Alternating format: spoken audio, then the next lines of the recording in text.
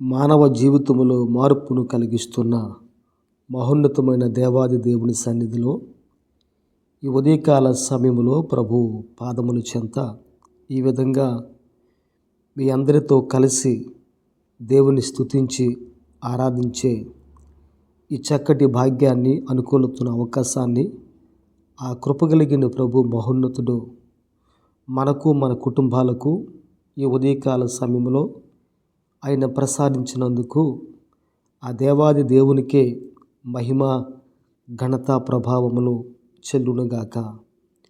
ప్రభునందు ప్రియులారా, ఈ ఉదయకాల సమయంలో ఒక వాక్యాన్ని మనము చదువుకొని మనం ధ్యానం చేసుకొని మనము ముందుకు సాగుదాం. అపోస్తలుడైన పౌలు గారు రోమీయులకు రాసిన పత్రిక 12వ అధ్యాయము 2వ వచన భాగాన్ని మనము చదువుకుందాం.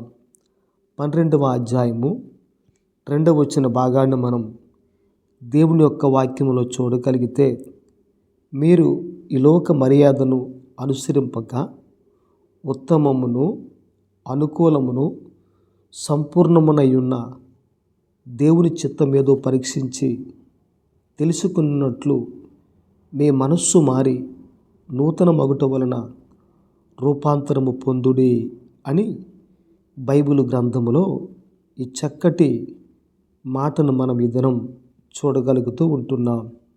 ప్రియులారా, ఈ ఉదయకాల సమయంలో మీరు మీ కుటుంబాలు కూడా అందరూ బాగున్నారు కదా? మీరు చేస్తున్న పనిపాట్లు, కార్యాలు, కార్యక్రమాలు, మీ ఉద్యోగాలు, మీ వ్యాపారాలు అన్నీ సక్రమంగా ఉన్నాయి కదా? మీ అందరినీ దేవుడు ఆయా పనిపాట్లలో దేవుడు దీవించి ఆశీర్వదించి దేవుడే సమస్తము సమకూర్చి మీ కుటుంబాలకు, మీకు, మీ బిడ్డలకు సమస్తము దేవుడు సమకూర్చి మేలు కొరకు జరిగించునుగాక. ఈ ఉదయకాల సమయంలో రండి, మనము ప్రభు పాదముల చెంతకు వచ్చి ఈ ఉదయకాల సమయపు ధ్యాన వాక్యాన్ని మనము విందాం. ఈ అనుదిన ఆహారాన్ని మనకు ప్రభు తన వాక్యము ద్వారా మనతో మాట్లాడి ఈ ఉదయకాల సమయంలో మన జీవితాన్ని వాక్యంతో ప్రారంభించే విధంగా ఆ వాక్యమై ఉన్న దేవుడు మన జీవితంలో సహాయము చేయునుగాక. పరిశుద్ధ గ్రంథమైన బైబిల్ గ్రంథములో మనం ఈ వాక్యాన్ని చూడగలిగితే, రోమా పత్రిక 12వ అధ్యాయం 2వ వచన భాగంలో మీరు ఈ లోక మర్యాదను అనుసరింపక అని బైబిల్ గ్రంథం ఆ విధంగా సెలవిస్తూ ఉంది.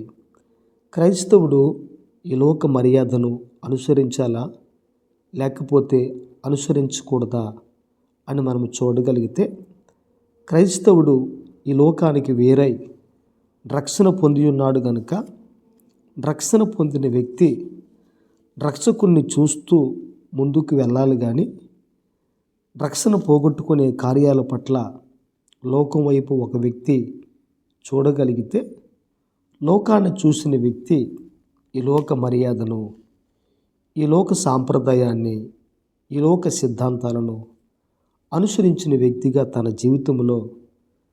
జీవితం ఒకానొక రోజున లోకములో పడిపోయి పతనమైపోయే ప్రమాదం ఉంది అని మనము గ్రహించి మనం ఈ దినం ఆలోచన చేయగలగాలి. ఏ వ్యక్తి అయితే ఈ లోకాన్ని ప్రేమిస్తాడో, ఈ లోకాన్ని ప్రేమించిన వ్యక్తి ఆ వ్యక్తి దేవునికి శత్రువుగా, విరోధంగా మార్చబడి ఆ వ్యక్తి తన జీవితంలో దేవుని కొరకు అంత అనుకూలంగా లేకుండా ప్రతికూలంగా మార్చబడి తన జీవితంలో దేవునికి తనకు ఉన్న ఆ సంబంధాన్ని దూరం చేసుకునే వ్యక్తిగా తన జీవితంలో ఆ వ్యక్తి మార్చబడే అవకాశం ఉంది. కనుక ఒక వ్యక్తి ఈ లోకములో ఏ విధంగా జీవించాలి అని మన వాక్యములో చూడగలిగితే, ఎన్నో మాటలు మనకు బైబిల్ గ్రంథములో కనబడుతూ ఉంటున్నాయి. యాకోబు 4:4లో ఈ లోక స్నేహము దేవునితో వైరమని మీరు ఎరుగరా అని చెప్పి లోకముతో స్నేహం చేసిన వ్యక్తి గురించి బైబిల్ గ్రంథం ఆ విధంగా ప్రస్తావిస్తూ ఉంది.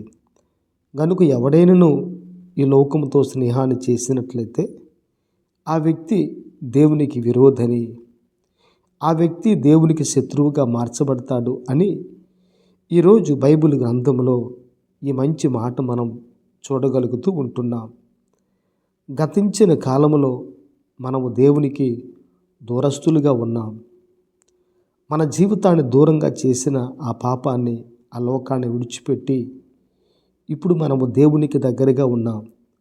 కొలస్సీ 1:21 ప్రకారంగా.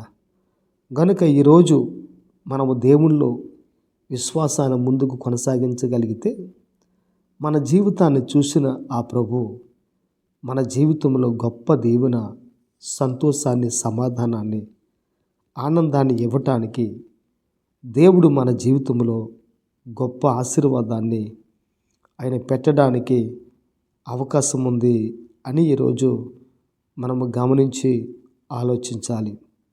మొదటి యోహాను పత్రిక 2వ అధ్యాయము 15 భాగాన్ని మనము వాక్యంలో చూడగలిగితే, ఈ లోకమునైనను లోకములో ఉన్నవాటినైనను ప్రేమింపకుడి. ఎవడైనను ఈ లోకమును ప్రేమించిన ఎడల తండ్రి ప్రేమ వానిలో ఉండదు అని చెప్పి దేవుడు ఆ విధంగా సెలవిస్తూ ఉంటున్నాడు. ఎవరైనా ఒక వ్యక్తి ఈ లోకమును ప్రేమించినట్లయితే, ఈ లోకములో ఉన్న వాటిని ఆ వ్యక్తి ప్రేమించినట్లయితే దేవుని ప్రేమ ఆ వ్యక్తిలో ఉండదు అని చెప్పి ఈ రోజున బైబిల్ గ్రంథం ఆ విధంగా సెలవిస్తూ ఉంది. మన దేవుడు ఎవరో, మన దేవుడు ఏమై ఉన్నాడో, మన దేవుడు లోకములో ఉన్నప్పుడు ఆయన ఏ విధంగా జీవించాడో ఈరోజు మనము కూడా ఆ విధంగానే మనము దేవుని కొరకు ఈ లోక సంబంధులుగా కాకుండా ఈ లోకములో ఉంటూ మనము పరసంబంధులుగా జీవించాలి అని ఈ రోజున ప్రభు ఆ విధంగా ఆయన మనతో మాట్లాడుతూ ఉంటున్నాడు. కనుక ఒక వ్యక్తి దేవుని సన్నిధిలో ఆ విధంగా జీవించినట్లయితే మన జీవితంలో మన దేవునికి మహిమ, ఘనత, ప్రభావాలు కలగడానికి దేవుడు మన జీవితంలో ఆ విధంగా ఆయన సహాయము చేస్తూ ఉంటాడు. కనుక ఒక వ్యక్తి ఈ లోకములో ఆ విధంగా దేవుని కొరకు నమ్మకంగా జీవించాలి.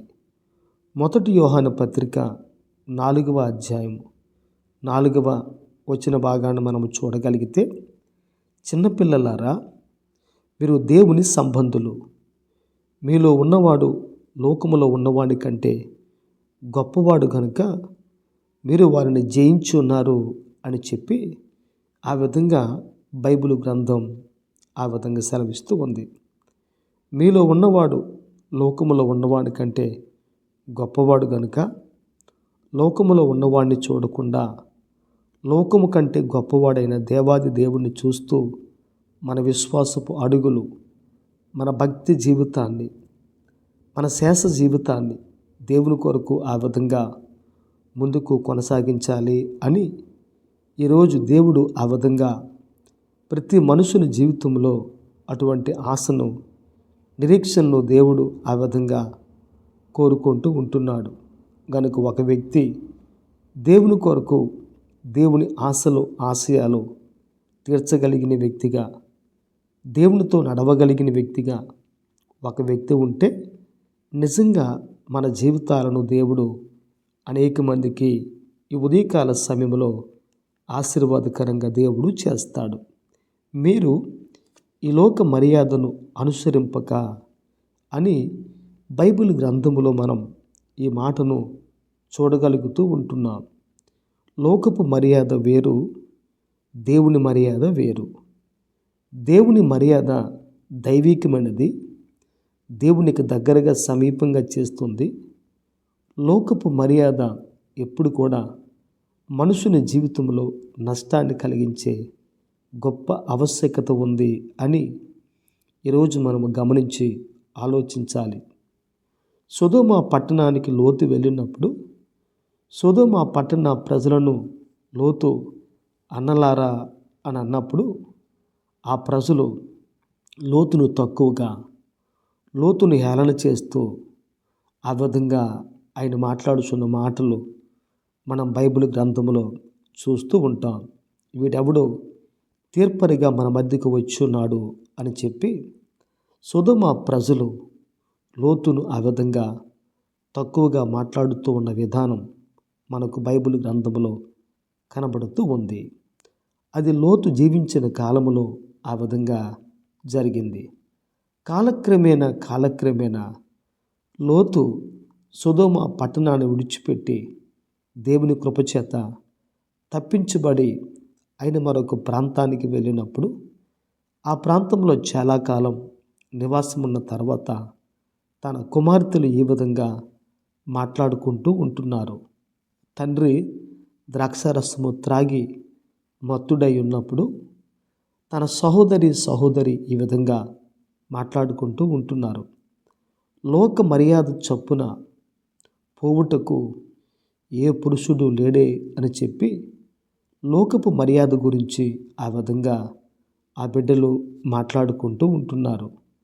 అనగా అర్థం ఏంటంటే దేవుని మర్యాదలో నుండి వచ్చిన ఆ కుటుంబం, దేవుని యొక్క నియమాలు కలిగిన ఆ కుటుంబం, దేవుని గురించి ఆలోచించవలసిన ఆ కుటుంబం ఇప్పుడు లోకపు మర్యాదను గురించి ఆ విధంగా ఆలోచన చేస్తూ ఉంటున్నారు. ఈరోజు ఒక వ్యక్తి దేవుని సముఖములో ప్రభు పాదముల చెంత ఒక వ్యక్తి లోకపు మర్యాదను ప్రక్కన పెట్టి దైవికమైన మర్యాదను, సాంప్రదాయాన్ని ఒక వ్యక్తి ఎంత బాగా మాట్లాడుకుంటూ ఉంటాడో, ఎంత బాగా సంభాషిస్తూ ఉంటాడో, ఎంత బాగా దేవునికి సన్నిహితంగా ఉంటూ ఉంటాడో, ఆ సహవాసం అంతా కూడా తన జీవితంలో దేవుడు తనకు, తన బిడ్డలకు, తన కుటుంబానికి ఆశీర్వాదకరంగా దేవుడు చేస్తాడు. గనుక ఈరోజు ఒక వ్యక్తి లోకపు మర్యాదను ప్రక్కన పెట్టి దేవుని యొక్క నియమాన్ని ఒక వ్యక్తి అవలంబించి ముందుకు వెళ్ళగలిగితే వాక్యం అంటున్న మాట ఏంటంటే ఉత్తమమును అనుకూలమును సంపూర్ణమునై ఉన్న దేవుని చిత్తం ఏదో పరీక్షించి తెలుసుకొనున్నట్లు మీ మనస్సు మారి నూతన మగుట వలన మీరు రూపాంతరము పొందుడి అని ఒక శ్రేష్టమైన మాట ఆ విధంగా బైబిల్ గ్రంథములో మనకు కనబడుతూ ఉంది. అనగా ఒక మాటలో చెప్పాలంటే ప్రభు బిడ్డలమైన మనం లోక మర్యాదను అనుసరింపక దానిని ప్రక్కన పెట్టి ఏది ఉత్తమమో, ఏది దేవునికి అనుకూలమో, ఏదైతే మన జీవితంలో దేవుని చిత్తం సంపూర్ణమై ఉందో దాని పట్ల మనము మనస్సు నిలిపి మనము తెలుసుకుని, మనము కనుగొని పరీక్షించి మనము వాటిని చేయగలిగితే మన జీవితంలో మన మనస్సు మారి నూతన మగుట వలన మనము రూపాంతరపరచబడతాం అని ఈరోజు దేవుని వాక్యం ఆ విధంగా సెలవిస్తూ ఉంది. ప్రతి క్రైస్తవుని మనస్సు మారాలి. ప్రతి ఒక్క ప్రభు బిడ్డ యొక్క మనస్సు కూడా మారాలి. మనస్సు మారాలి, రూపాంతరము చెందాలి, పరివర్తన చెందాలి, పరిణితి చెందాలి.